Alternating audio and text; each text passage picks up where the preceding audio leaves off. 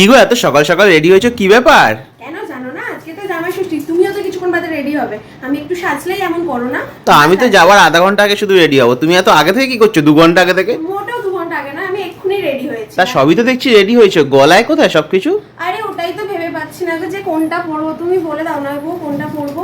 এই নেকলেসটা পরবো যেটা বানিয়েছিলাম, তো অনেকেই দেখেছে আর কি।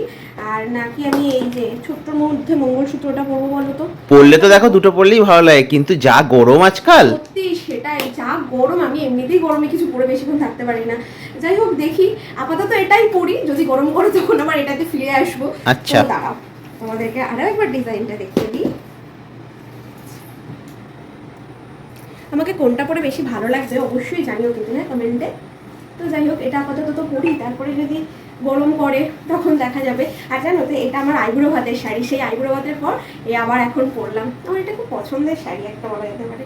তারপর কিন্তু কথা কিনে মিলে বেরিয়ে পড়েছিলাম আমার শ্বশুরবাড়ি যাওয়ার উদ্দেশ্যে। আর জামাই ষষ্ঠী স্পেশাল লুকটা কেমন ছিল কমেন্টে জানাতে কিন্তু ভুল করো না। কি জামাই রেডি? হ্যাঁ, সব খেলার জন্য একেবারে রেডি। কিসের খেলা? আজকে তো জামাই ষষ্ঠী, কি খেলাও কিসের? না, এটা সব খাওয়া দাওয়ার খেলা। তাই এত গিফট, বাপ রে, এ তো বইতেই পাচ্ছ না। কি কি নিয়ে এসেছি সেগুলো নিয়ে আসছি পরের পার্টে, দেখতে হলে সাবস্ক্রাইব চলো, করো। চলো।